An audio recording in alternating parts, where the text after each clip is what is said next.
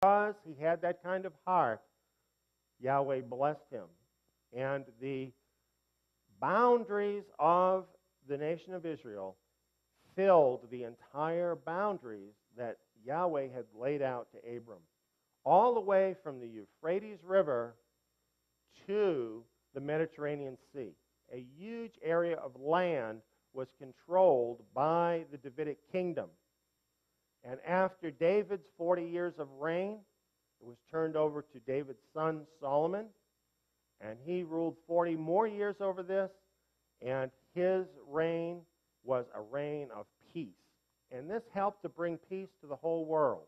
During this period of time, this is like a quiet period in history. And it's because Yahweh was ruling from Mount Zion through the family of David. And Yahweh had made a covenant with David that he would provide leadership of his nation through the house of David, that the nation of Israel might be blessed. And David was greatly favored of Yahweh and was given a vision of the future. He wrote many prophetic things about the coming Messiah who would be born in the line of David. And in fact, all of the gospel is included in the writings of David. And David walked in what is called the way of righteousness. He kept Torah in a different way than the Pharisees much later came to keep Torah. He came to keep Torah through listening to Yahweh himself. And through listening and being led by Yahweh himself, he was able to even keep the Torah when he didn't understand what it meant. And this is the way of righteousness. Knowing him, following him, hearing from him, and doing what he says. Bringing that together with what is written. That is the way of righteousness. And that is what David essentially founded in Israel. And this was a very, very important part of his kingship that is often overlooked. This was carried forward by his son Solomon. We know that his son Solomon eventually failed.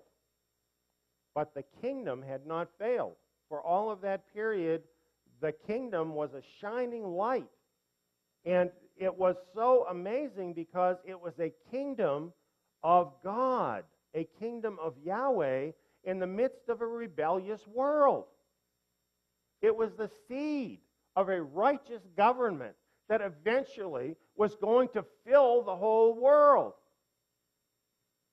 When Messiah comes, he is not going to come and bring us some other kingdom, some new kingdom. Yahweh doesn't plant a seed and walk away from it and not have something come out of that seed. What is going to be established over this whole world is that seed of that kingdom that was planted in the kingdom of David. And Yahweh has not forgotten that. You know, people today might think that's just Old Testament history that doesn't matter. Well, what he is convincing a lot of us is that all of that Old Testament history that doesn't matter really vitally does matter. And the reason it matters is because our Creator does not change. The world has changed, attitudes have changed, people have changed. Yahweh has not changed, and his purposes have not changed, his way of doing things has not changed. And it is we who must change to conform to him. It is not he who must change to conform to us.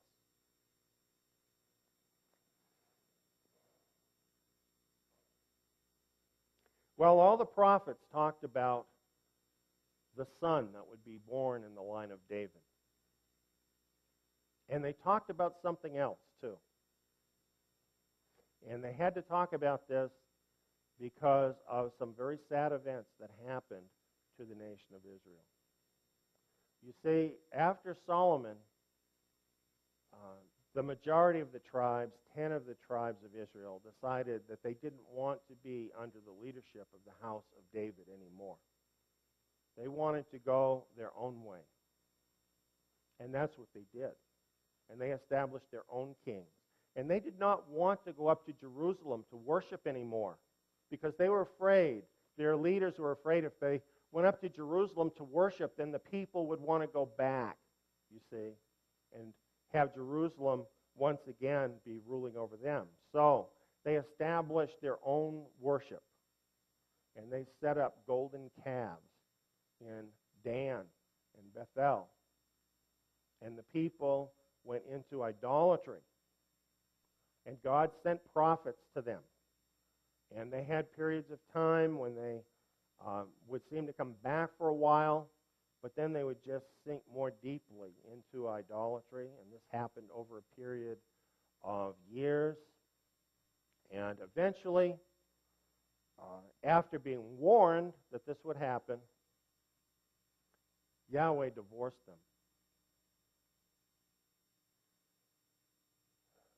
The relationship was a failed relationship. Not on Yahweh's part. He had kept his part of the covenant.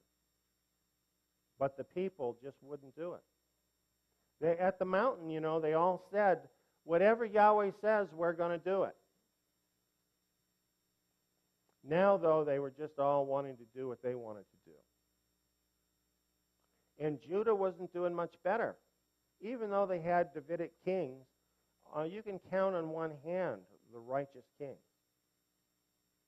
And the rest of them, I wouldn't give you 2 cents for any of them. It's just sad. And they never got it. They never got what it meant to be a special possession. There's a responsibility that goes with that. That's what Yahweh said. There's something to live up to. And we should know that because, after all, he told them what they had to live up to, right? He said, this is what you need to do. And instead, they just wanted to go after the way the nations did things, and they took it far beyond what the nations did. They became more wicked than the nations around them. And they were so bad that eventually Yahweh said, I can't have these people representing my name. And in the book of Isaiah, in chapter 7, 8, 9, 10, 11, it's talking about what Yahweh, through Isaiah, told them would happen. That he was going to bring the Assyrians in. And they were going to be like a razor, and they were going to absolutely scrape the land clean. And they did. And they deported those 10 tribes off of the land. And they were divorced from Yahweh.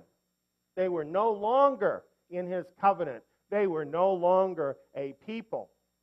And they were scattered over time throughout all the countries, all the lands of the world. Not just here or there, everywhere. So that they became assimilated into all the different nations of the world. People wonder, what happened to the 10 lost tribes? The 10 lost tribes are really lost because they're not in one place altogether. They have been assimilated into countries, nations throughout the earth. Being divorced from Yahweh, they lost all track of their true identity, and they just became like the nations, and they assimilated. They chose the same identity as all the nations. That's what happened to them.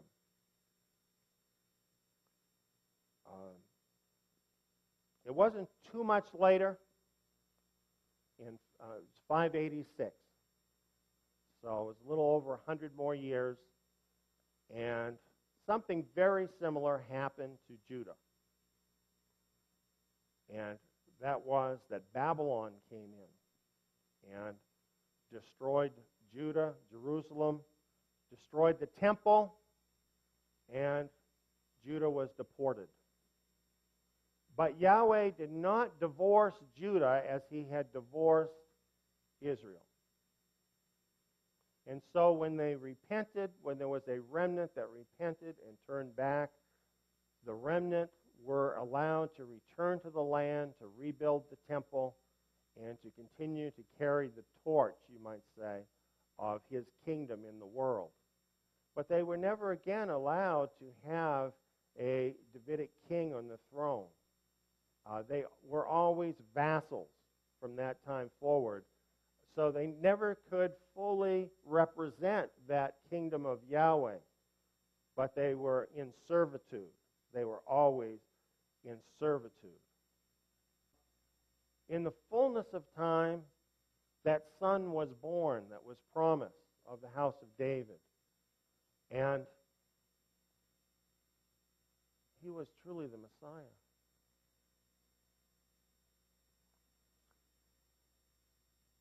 Isaiah said that he would be born of a virgin and that his name would be called Emmanuel. With us is God. And the very Son of God lived with us on planet Earth. The very Son of God was born in the lineage of kings of the house of David. He was the rightful king because his father had been the rightful king. And he was different than what anybody expected. He was humble. People don't know what to do with a humble king.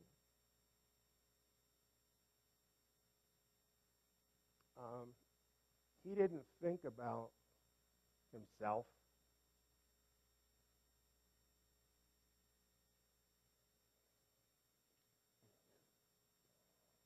He was just really different.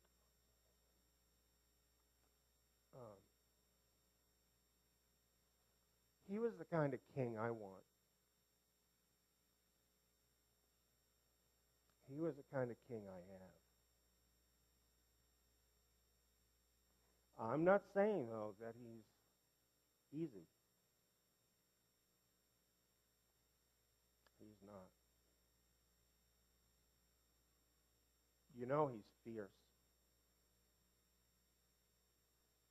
He has the heart of a lion. He is fierce. And he is fierce for righteousness. He is fierce for his Father's name. And he's not partial. You may be his friend, he may love you. But there is a limit as to what you can do in his kingdom. I like that. I'm getting sick of living in a world where people are allowed to do just about anything.